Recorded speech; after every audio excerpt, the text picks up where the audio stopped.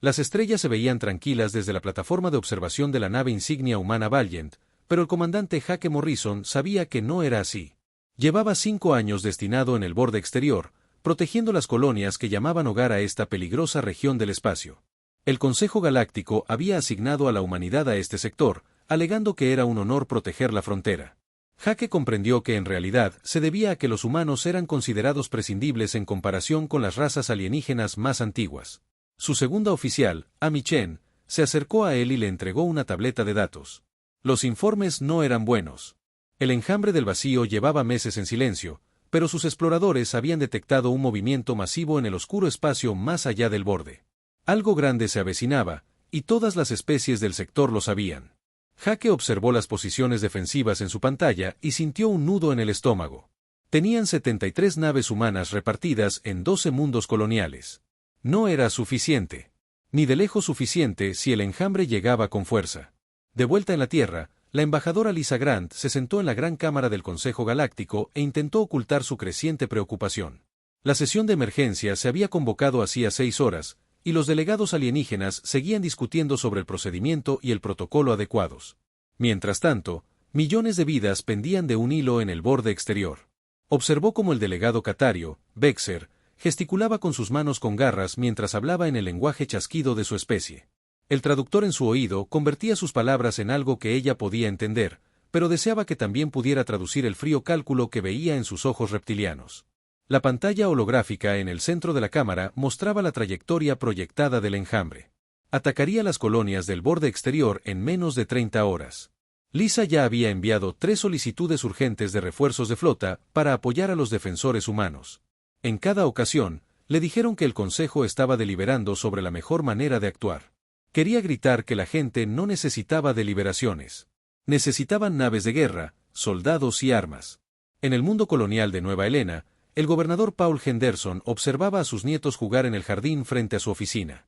El más pequeño, de apenas 4 años, perseguía mariposas importadas de la Tierra a un alto precio. Paul había ayudado a fundar esta colonia hacía 18 años, cuando no era más que praderas vacías y grandes sueños. Ahora albergaba a 14 millones de personas, la mayoría humanas, pero con poblaciones saludables de sintios y prelianos, que habían llegado buscando oportunidades en la frontera. Su asistente, Kelly Martínez, llamó a su puerta y entró sin esperar permiso. Su expresión le dijo todo lo que necesitaba saber. El Consejo había tomado una decisión. Kelly le entregó el documento oficial y Paul lo leyó 3 veces para asegurarse de que no lo malinterpretara. El Consejo ordenaba una retirada estratégica del borde exterior. Todas las naves militares debían replegarse a posiciones defensivas alrededor de los mundos centrales. Las colonias, incluida Nueva Helena, serían evacuadas si se conseguía suficiente transporte. Sin embargo, el documento indicaba en un frío lenguaje burocrático que la capacidad de transporte actual era insuficiente para la evacuación completa de la población civil. Paul dejó el documento con cuidado porque le temblaban las manos. Estaban siendo abandonados. 40 millones de humanos, repartidos en 3 mundos coloniales, se enfrentaban solos al enjambre porque el Consejo había decidido que sus vidas valían menos que las de los mundos centrales. Kelly lloraba en silencio y Paul se dio cuenta de que probablemente él también debería llorar, pero no sentía nada más que un frío que se extendía por su entumecimiento. Lisa Grant se presentó ante el Consejo y exigió saber cómo podían justificar esta decisión. La votación había sido de 7-1, con solo la Tierra descendiendo. Las otras especies habían calculado que sacrificar el borde exterior les daría de 6 a 8 semanas para fortificar los territorios centrales. Bexer explicó con su voz entrecortada que debían tomarse decisiones difíciles por el bien común. Lisa le preguntó a qué bien común se refería, pero ella ya sabía la respuesta. Abrió un canal directo con la Tierra e informó al presidente Daniel Foster sobre la situación. El presidente escuchó en silencio. Su rostro, visible en la pantalla privada, se endurecía con cada frase. Cuando terminó, hubo una larga pausa. Finalmente, Daniel le hizo una sola pregunta. ¿Había alguna posibilidad de que el Consejo revocara su decisión? Lisa miró a su alrededor, a los rostros alienígenas que no la miraban a los ojos. Le dijo al presidente que no había ninguna posibilidad. Jake Morrison recibió la orden de retirada mientras su flota estaba posicionada alrededor de Nueva Helena. La leyó 2 veces y luego llamó a sus oficiales superiores al puente. Amy Chen llegó primero, seguida de su oficial táctico, Marcus Wright, y su ingeniero jefe, Ryan Palmer. Hake les mostró la orden y observó cómo sus rostros pasaban de la incredulidad a la ira y finalmente a la resignación. El consejo quería que abandonaran el Colón. IES y retirada. Cualquier comandante que se negara se enfrentaría a un tribunal militar por insubordinación. Marcus mostró la pantalla táctica y les mostró lo que sucedería si se retiraban. El enjambre llegaría a Nueva Helena en 17 horas. Sin la protección de la flota, las bionaves atravesarían las defensas orbitales en minutos. Después, descenderían sobre el planeta y lo consumirían todo. Los búnkeres subterráneos podrían proteger a algunas personas durante unos días, pero eventualmente el enjambre los rompería como huevos. 14 millones de personas morirían gritando. Amy le preguntó a Hake qué iba a hacer. Hake miró a su tripulación y vio la misma determinación en sus ojos que sentía arder en su pecho. Se había unido al ejército para proteger a la gente, no para abandonarla cuando más lo necesitaban. El Consejo podía amenazarlo con un tribunal militar, la ejecución o lo que quisieran. No se iría. Hake abrió un canal a todas las naves humanas del sector. Su voz era tranquila y firme al dar la orden que lo cambiaría todo. Todas las naves debían mantener sus posiciones y prepararse para el combate. Defenderían las colonias independientemente de las órdenes del Consejo.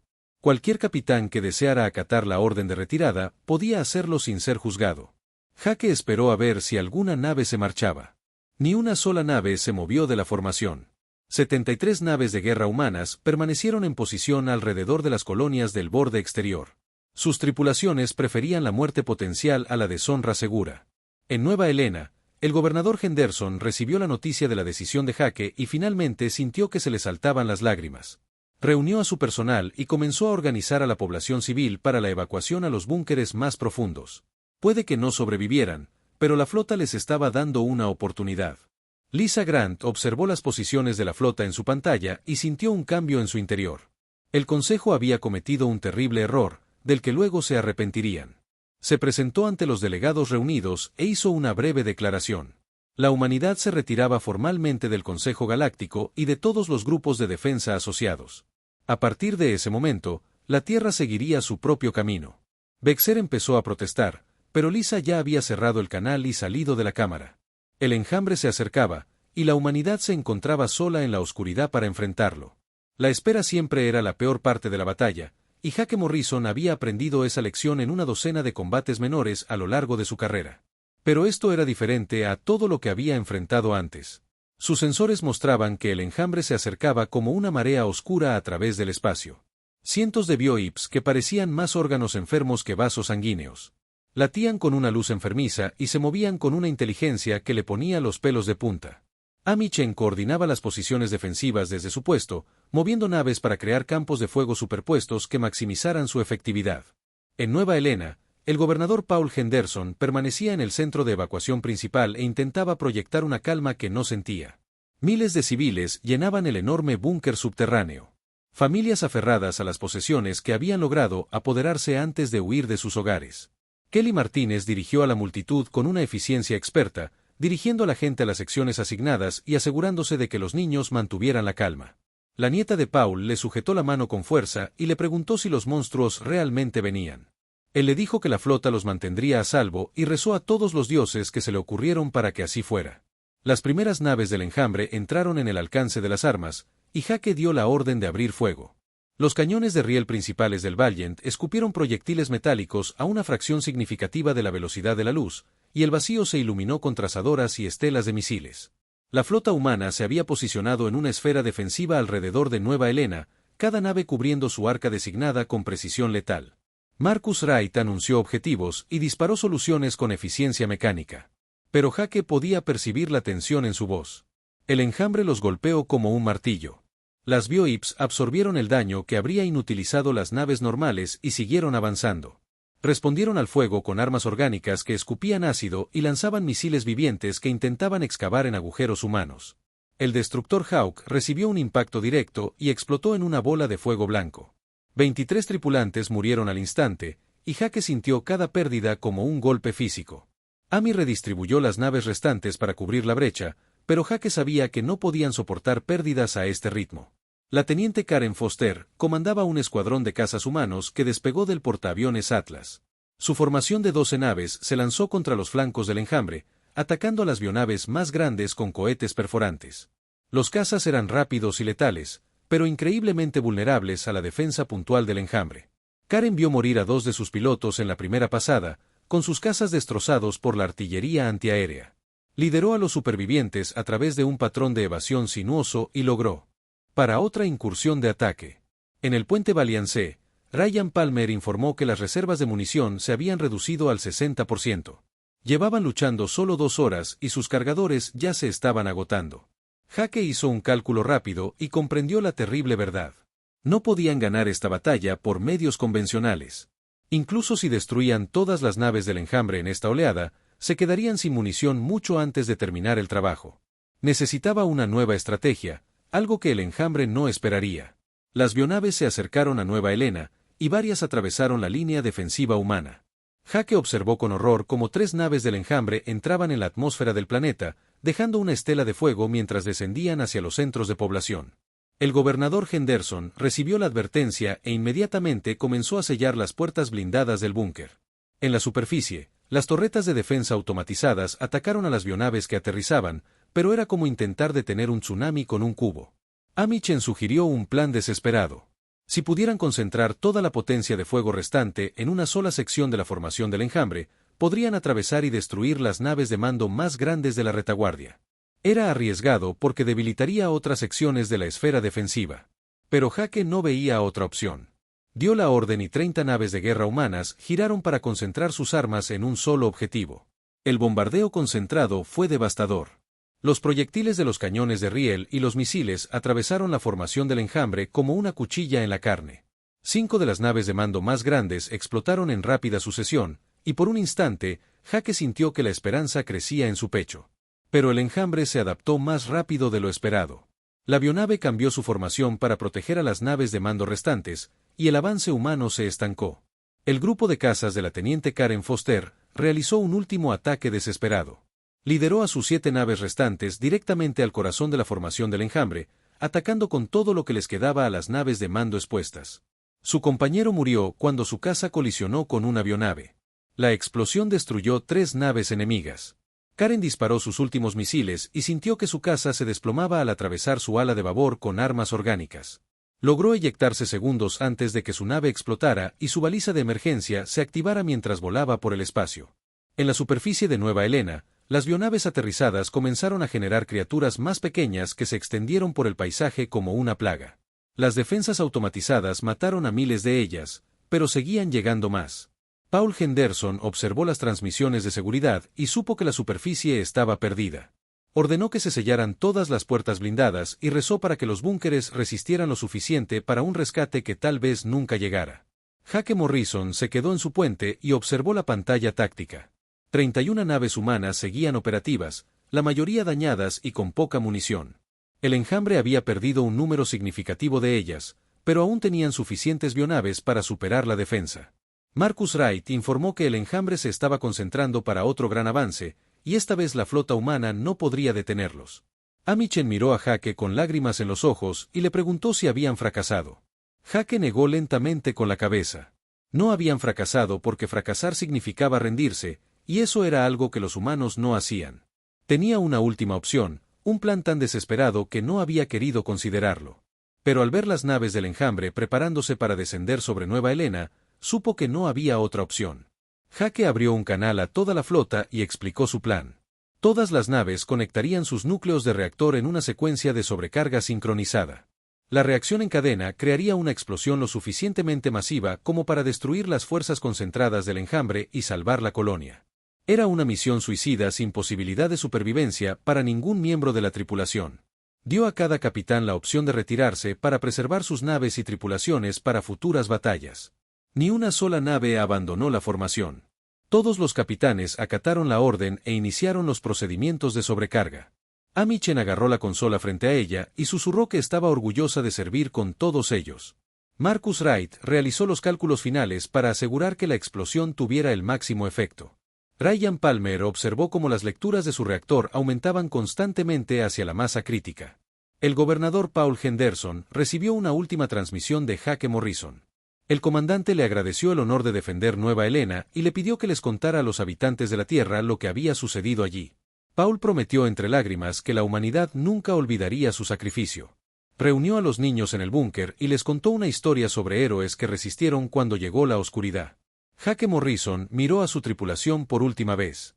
Vio miedo en sus ojos, pero también determinación y orgullo. Habían elegido este momento, habían elegido resistir cuando otros huían. La sobrecarga del reactor llegó al punto de no retorno. Y Jake abrió un último canal hacia el enjambre.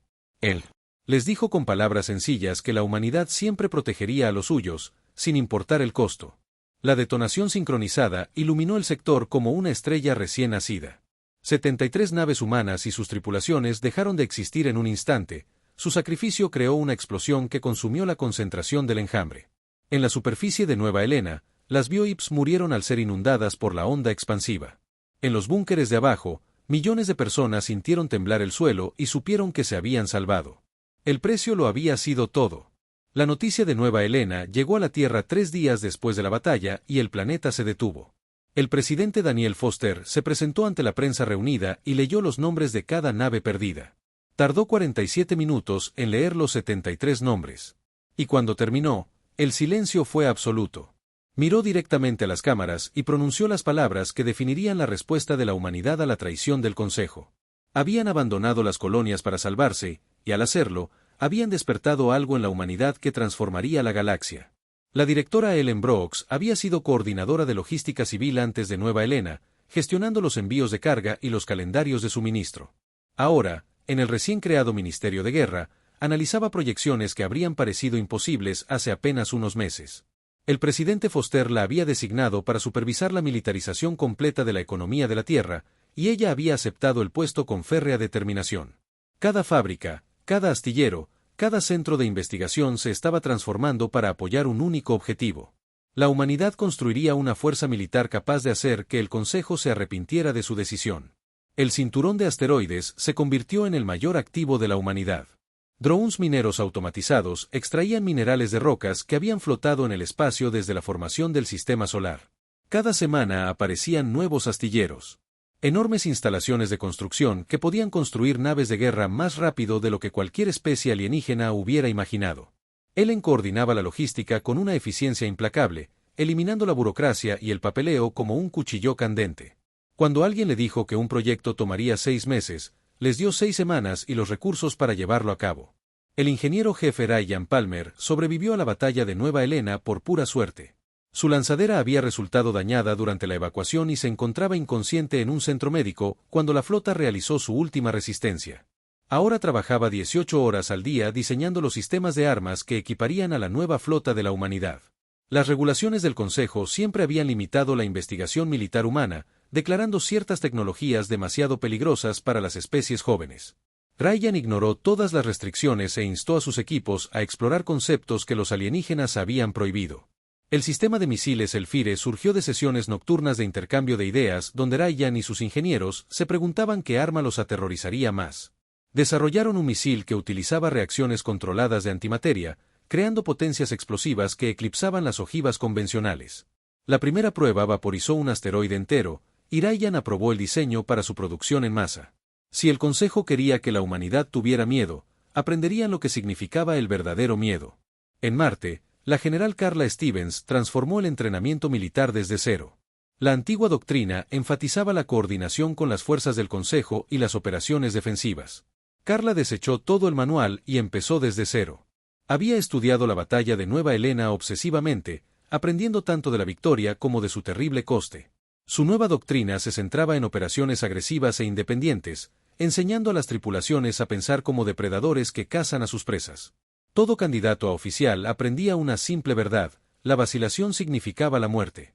Y la piedad era algo que se mostraba tras la rendición del enemigo. Las instalaciones de entrenamiento en Marte se convirtieron en un crisol donde los civiles apacibles se transformaban en guerreros curtidos. Carla exigía a sus estudiantes hasta el límite y luego los presionaba aún más. Quería tripulaciones capaces de tomar decisiones instantáneas bajo fuego enemigo, capaces de adaptarse cuando los planes fallaban, que nunca abandonaran a sus camaradas, sin importar las órdenes superiores. Su lema se convirtió en el credo no oficial de la nueva flota: haz que teman al vacío. El Consejo Galáctico observaba la expansión militar de la Tierra con creciente inquietud. Sus informes de inteligencia mostraban que la construcción de astilleros avanzaba a una velocidad vertiginosa. La producción industrial humana se había triplicado en tan solo 2 meses y no mostraba signos de desaceleración. Varias especies sugirieron abrir canales diplomáticos para discutir la situación, pero Bexer convenció al Consejo de que la humanidad simplemente estaba adoptando una postura. Pronunció discursos afirmando que la presión económica obligaría a la Tierra a negociar una vez que su expansión los llevara a la ruina. El Consejo votó a favor de imponer sanciones estrictas a la Tierra. Se cortó todo comercio y cualquier especie que tratara con la humanidad se enfrentaría a sanciones. Se prohibieron los viajes hacia y desde la Tierra, excepto para misiones diplomáticas oficiales. Bexer creía que esto pondría a la humanidad de rodillas. En menos de un año. Lo que no comprendió fue que el aislamiento era exactamente lo que la Tierra deseaba. Sin la supervisión y la interferencia del Consejo, la humanidad podría prepararse sin que nadie comprendiera realmente la magnitud de lo que estaban construyendo. La capitana Nicole Barnes comandó una de las primeras naves furtivas clase Espectro que salieron de las líneas de producción. La nave incorporaba tecnología que las regulaciones del Consejo prohibían explícitamente, usar materia exótica para doblar las ondas de los sensores alrededor de la sala. Nicole podía estacionar su nave a 100 metros de una nave del Consejo, y sus sensores solo detectarían espacio vacío. Su misión era simple: explorar los territorios del Consejo y mapear sus posiciones militares. Lo que Nicole descubrió conmocionó incluso a los planificadores militares de la Tierra. El Consejo había retirado casi todas sus fuerzas a los mundos centrales, dejando los territorios exteriores prácticamente indefensos. Habían abandonado sectores enteros que antes estaban protegidos por una fuerte presencia de flotas. Nicole transmitió informes cifrados a la Tierra, incluyendo información detallada sobre rutas de patrulla, capacidades defensivas y tiempos de respuesta. El Consejo confiaba tanto en sus sanciones que se habían dejado completamente expuestos. Ellen Brooks leyó los informes de Nicole y sintió una fría sonrisa en su rostro. El Consejo había cometido no uno, sino 2 errores críticos. El primero fue abandonar Nueva Helena y demostrarle a la humanidad que las promesas del Consejo no significaban nada. El segundo fue asumir que la humanidad simplemente aceptaría su lugar y volvería al redil cuando la presión económica aumentara. Los alienígenas habían olvidado una verdad fundamental sobre los humanos. Eran más peligrosos cuando no tenían nada que perder. La presidenta Foster convocó una reunión de líderes militares en un búnker subterráneo bajo el Ministerio de Guerra. Ellen Brooks presentó las últimas cifras de producción, que mostraban que la Tierra ahora tenía más naves de guerra activas que antes de las sanciones del Consejo. La general Stevens describió su propuesta de plan de invasión, al que había denominado Operación Ajuste de Cuentas. El plan preveía ataques simultáneos en 17 territorios del Consejo, dirigidos contra la infraestructura militar y evitando deliberadamente las bajas civiles. La sala quedó en silencio mientras los líderes reunidos consideraban la propuesta de Stevens. Esta no era una operación defensiva ni un ataque limitado. Esta era una guerra total diseñada para debilitar la capacidad militar del Consejo y obligarlos a negociar desde una posición de debilidad. Un almirante preguntó si la humanidad estaba realmente preparada para dar ese paso y convertirse en agresores en lugar de víctimas. Ellen Brooks respondió con fría certeza que la humanidad había estado lista desde el momento en que la flota de Hake Morrison murió defendiendo a la gente que el Consejo había abandonado. Foster observó los rostros de las personas transformadas por Nueva Helena. No eran la misma especie que se había unido al Consejo hacía 23 años con esperanza y optimismo. Esa humanidad ingenua había muerto en la misma explosión que destruyó la flota. Lo que quedaba era más duro, más frío e infinitamente más peligroso. Pidió una votación sobre la operación Ajuste de Cuentas, y todas las manos se levantaron en señal de aprobación. En lo profundo del borde exterior, Nicole Barnes detectó una nave mensajera del Consejo que transportaba mensajes diplomáticos entre los mundos centrales. Siguió la nave durante 3 días, registrando su ruta y horario. La mensajera desconocía por completo su presencia. Su tripulación confiaba en que estos territorios exteriores estaban a salvo de la interferencia humana. Nicole transmitió el horario del mensajero a la Tierra, junto con un mensaje personal para Ellen Brooks. El Consejo había dejado la puerta abierta de par en par y la humanidad estaba lista para derribarla. Los astilleros terrestres trabajaron sin descanso mientras se unían las piezas finales de la Operación Reckoning. Las tripulaciones se entrenaron en simuladores que recreaban los sistemas defensivos del Consejo basándose en los datos de reconocimiento de Nicole. Las fábricas de municiones produjeron miles de misiles Hellfire. El nuevo Dreadnought Grotribution completó sus pruebas finales y se unió a la creciente armada. El general Stevens inspeccionó personalmente cada nave, reuniéndose con los capitanes y asegurándose de que comprendieran sus objetivos. 3 meses después de la batalla de Nueva Helena, el presidente Foster se dirigió a la gente de la Tierra por última vez antes de que comenzara la ofensiva. Habló de sacrificio y justicia, de deudas que debían pagarse y lecciones que debían enseñarse. Le recordó a la humanidad que no luchaban por conquista ni gloria, sino para asegurarse de que ningún humano volviera a pedir ayuda. Esa no llegaría. La galaxia los había abandonado. Y ahora la galaxia aprendería lo que sucedió cuando la humanidad estalló en furia. La armada se reunió en la oscuridad más allá de Plutón. Cientos de naves de guerra listas para atacar. El general Steven se encontraba en el puente de la Retribución y observaba la flota que lideraría en la batalla. Estos no eran los desesperados defensores de Nueva Helena, luchando contra todo pronóstico. Esta era un arma forjada en la furia y templada por la pérdida. Y apuntaba directamente al corazón del poder del Consejo. Ella dio la orden y la flota se adentró en lo desconocido. El Tratado de Nueva Helena transformó la galaxia de maneras que nadie podría haber predicho antes del inicio de la guerra. Las especies que habían dependido de la protección del Consejo comenzaron a acercarse directamente a la Tierra, solicitando acuerdos de defensa y cooperación militar. La capitana Nicole Barnes estableció el primer puesto avanzado humano en lo que había sido territorio controlado por el Consejo, una estación cerca del límite del borde exterior que acogía a refugiados y comerciantes de docenas de especies. La llamó Estación Morrison en honor al comandante que lo había dado todo para proteger Nueva Helena. La estación creció rápidamente a medida que se corría la voz de que los humanos ofrecían protección directa sin los juegos políticos que el Consejo había practicado durante siglos. Nicole caminó por los abarrotados distritos comerciales y vio a comerciantes indianos comerciando con artesanos prelianos mientras las fuerzas de seguridad humanas mantenían la paz. Niños de 5 especies diferentes jugaban juntos en los parques de la estación, y Nicole sintió algo que no había experimentado desde antes de la guerra. Sintió esperanza de que tal vez el sacrificio había valido la pena. La directora Ellen Brooks supervisó la transformación de la economía de la Tierra, que pasó de un estado de guerra total a un crecimiento sostenible. Los astilleros que habían construido la flota de invasión fueron reorientados para producir buques mercantes y naves coloniales. Los asentamientos humanos comenzaron a extenderse por el borde exterior a un ritmo sin precedentes. Cada uno protegido por la misma determinación que había mantenido la línea en Nueva Helena. Ellen estableció redes comerciales que eludieron los antiguos monopolios del Consejo, y las especies descubrieron que podían prosperar sin pagar tributo a burócratas alienígenas que nunca se habían preocupado por su bienestar. Los cátaros experimentaron una revolución cultural tras su derrota. Bexer fue derrocado por su propio pueblo, que reconoció que su arrogancia casi había destruido toda su civilización. Líderes cátaros más jóvenes se acercaron a la Tierra con ofertas genuinas de cooperación y amistad. Querían aprender de la resiliencia y la fuerza de la humanidad. Una delegación viajó a Nueva Helena para visitar el monumento que el gobernador Paul Henderson había construido en honor a la flota de Hake Morrison. El monumento se alzaba sobre una colina con vistas a la capital reconstruida. Un sencillo monumento de piedra negra con los nombres de todos los tripulantes que murieron en la batalla. El embajador cátaro permaneció ante él en silencio durante casi una hora, y cuando finalmente habló, sus palabras fueron traducidas para los observadores humanos. Dijo que su pueblo había aprendido el precio de considerar a los aliados como recursos prescindibles. Depositó flores en la base del monumento y prometió que los cátaros nunca olvidarían la lección que la humanidad les había enseñado.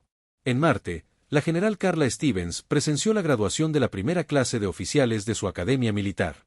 A la ceremonia asistieron representantes de 15 especies diferentes, todos deseosos de aprender las doctrinas tácticas y el espíritu de lucha de la humanidad. Carla se dirigió a los graduados con las palabras que se habían convertido en su mensaje distintivo. La fuerza sin honor era tiranía, pero el honor sin fuerza era suicidio.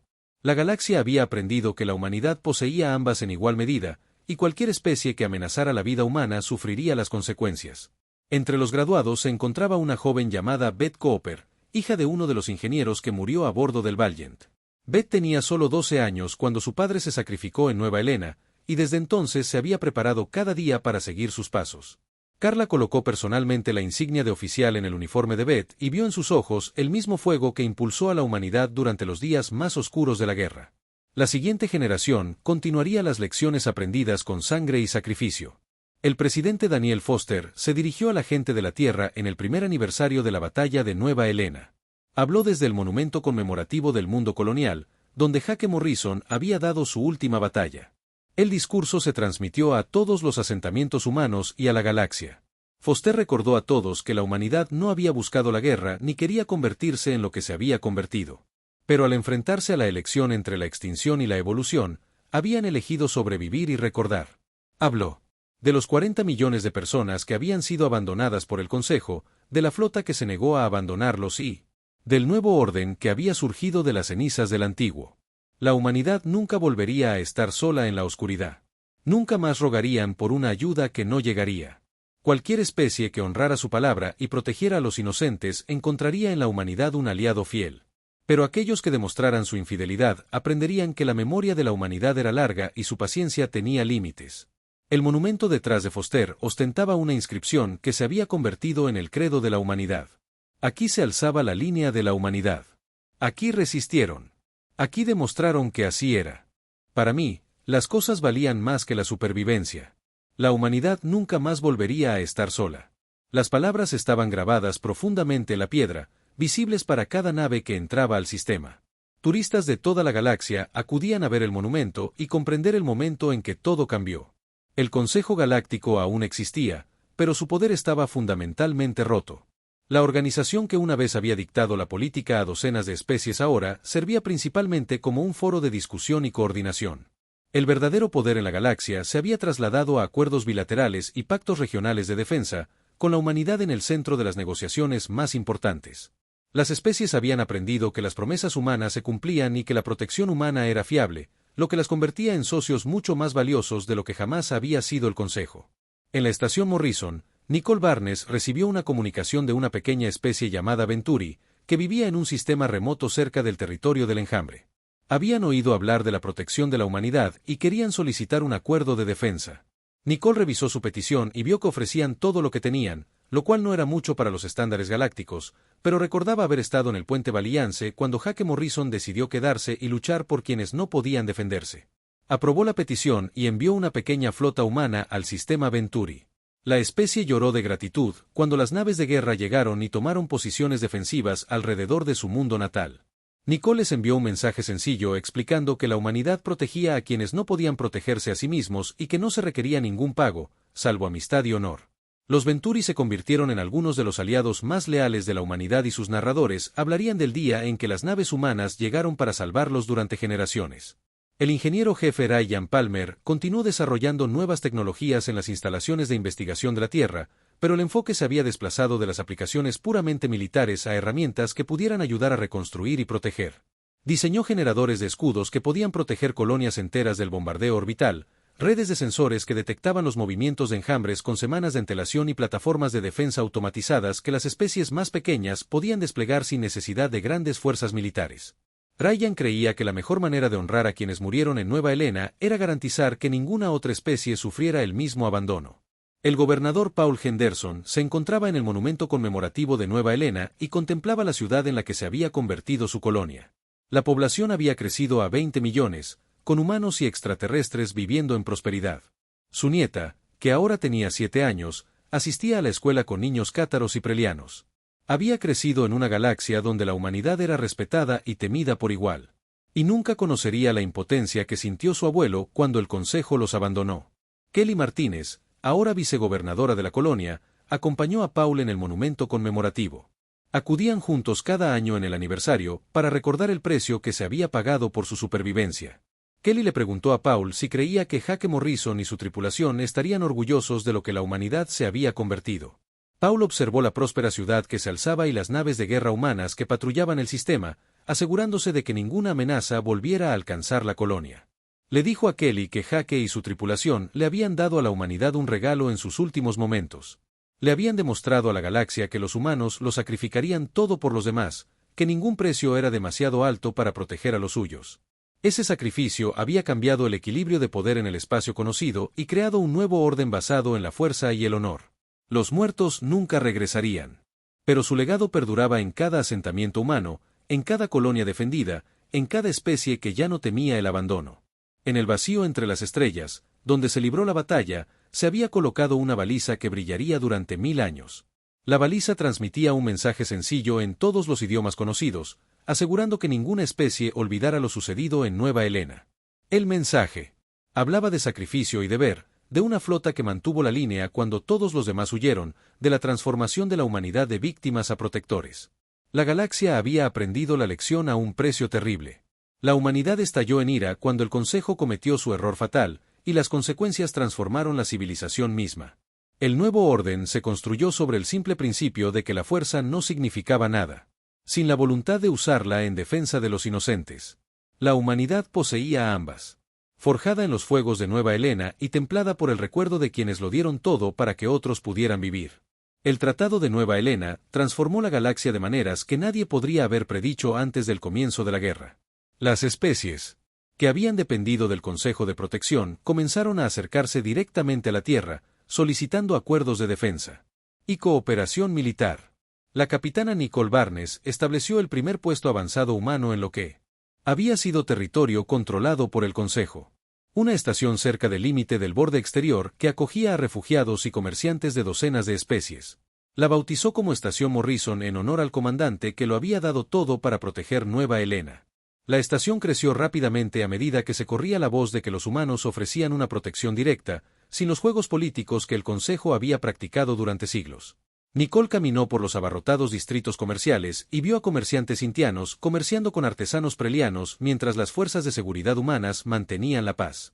Niños de 5 especies diferentes jugaban juntos en los parques de la estación. Y Nicole sintió algo que no había experimentado desde antes de la guerra. Sintió la esperanza de que tal vez el sacrificio había merecido la pena. La directora Ellen Brooks supervisó la transformación de la economía de la Tierra, de una economía de guerra total a un crecimiento sostenible.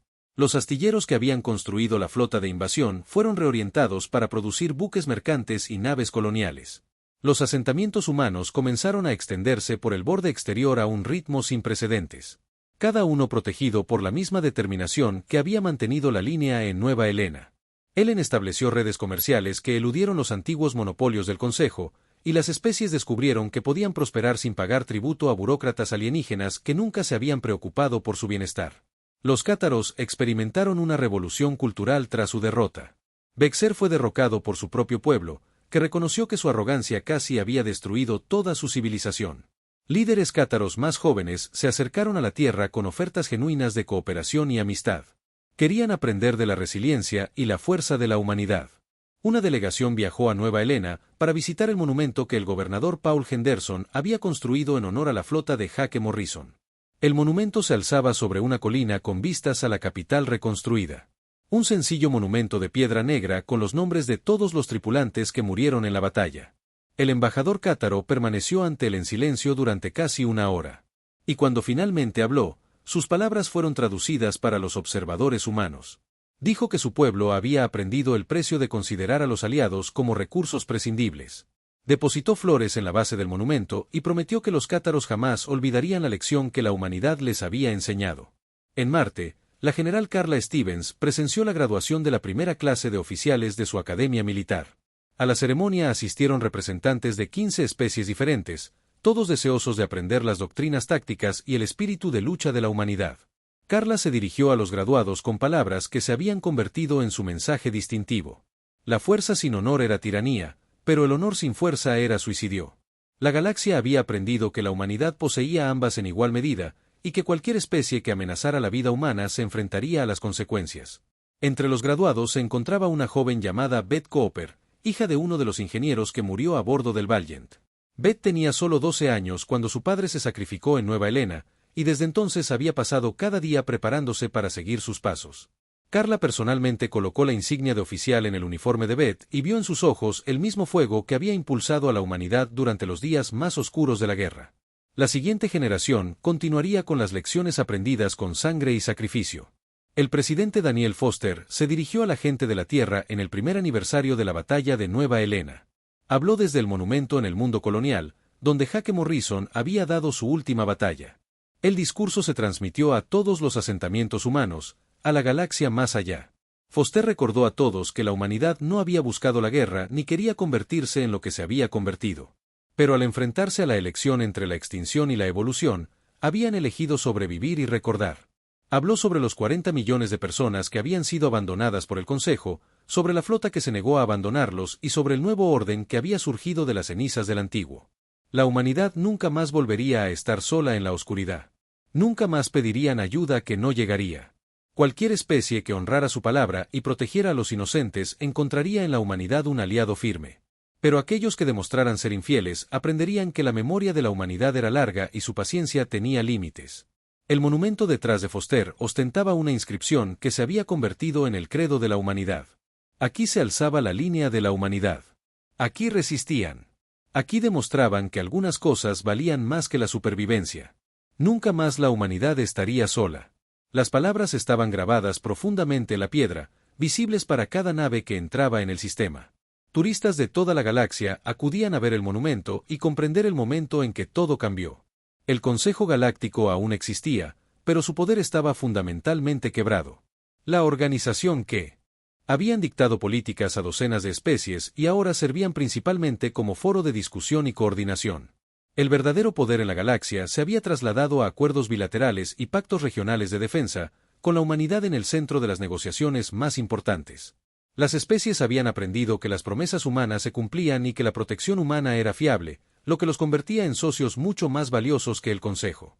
En la estación Morrison, Nicole Barnes recibió una comunicación de una pequeña especie llamada Venturi, que vivía en un sistema remoto cerca del territorio del enjambre.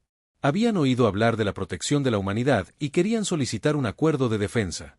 Nicole revisó su petición y vio que estaban ofreciendo todo lo que tenían, lo cual no era mucho para los estándares galácticos, pero recordó haber estado en el puente de los Valiants cuando Hake Morrison decidió quedarse y luchar por las personas que no podían defenderse.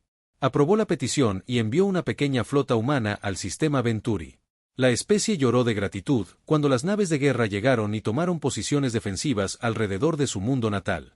Nicole les envió un mensaje sencillo explicando que la humanidad protegía a quienes no podían protegerse a sí mismos y que no se exigía ningún pago, salvo amistad y honor.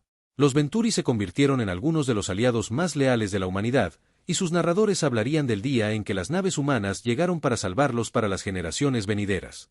El ingeniero jefe Ryan Palmer continuó desarrollando nuevas tecnologías en las instalaciones de investigación de la Tierra, pero el enfoque se había desplazado de las aplicaciones puramente militares a herramientas que pudieran ayudar a reconstruir y proteger.